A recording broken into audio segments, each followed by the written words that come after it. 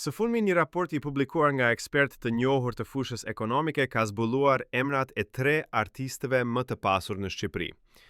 Ky informacion është pritur me shumë interes nga publiku dhe mediat vendase, duke ngjitur diskutime mbi suksesin dhe ndikimin ekonomik që disa figura të njohura publike kanë arritur të ndërtojnë ndër vite. Emrat që dallojnë në këtë listë janë Elvana Gjata, Gjensile Myrtezaj dhe Arbana Osmani.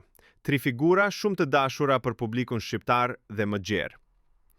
Sipas këtij raporti, Elvana Gjata renditet ndër artistet më të pasura me një pasujë që i kalon vlerën prej 1 milion eurosh.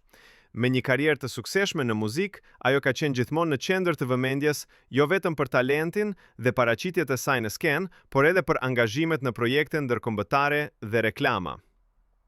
Elvana ka ditur si ta kapitalizojë famën e saj, duke ndërtuar një rrjet të fuqishëm bashkëpunimesh dhe përpasoi një stabilitet financiar të admirueshëm. Gjensile Myrtezaj, gjithashtu një artiste shumë e njohur dhe e dashur për publikun shqiptar, renditet në të njëjtin nivel me Elvanën për sa i përket pasurisë së deklaruar.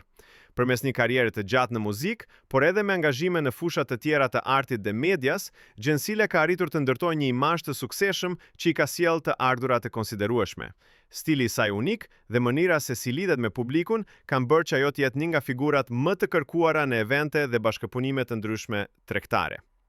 Ndërkohë, Arbana Osmani, një emër që lidhet fort me televizionin shqiptar, ka grumbulluar një pasuri të konsiderueshme gjatë viteve të saj si moderatore në ekranin e Top Channel. Burimet bëjnë me dije se ajo zotëron një pasuri që i afrohet vlerës së 800.000 eurove. Me një karrierë të gjatë dhe të qëndrueshme, Arbana është bërë simboli profesionalizmit në media dhe një nga fytyrat më të besueshme për publikun shqiptar. Ajo ka moderuar formate nga më të rëndësishme në vend, duke qenë gjithmonë në pararojë të televizionit kombëtar. Të treja këto figura përfaqësojnë shembuj të suksesit në industrinë e artit dhe medias shqiptare. Ato kanë ndërtuar një pasuri të admirueshme jo vetëm përmes talentit të tyre, por edhe fal menaxhimit të kujdesshëm të karrierës dhe investimeve të zgjuara. Ky raport ekonomik nxjerr në pah jo vetëm faktin se arti dhe media mund të jenë burime të mëdha të ardhurash, por edhe se suksesi i qëndrueshëm kërkon punë të palodhur, përkushtim dhe strategji të mirëfillta. Po ju çfarë mendoni për këtë situatë? Komentoni mendimin tuaj dhe mos harroni të bëni like dhe subscribe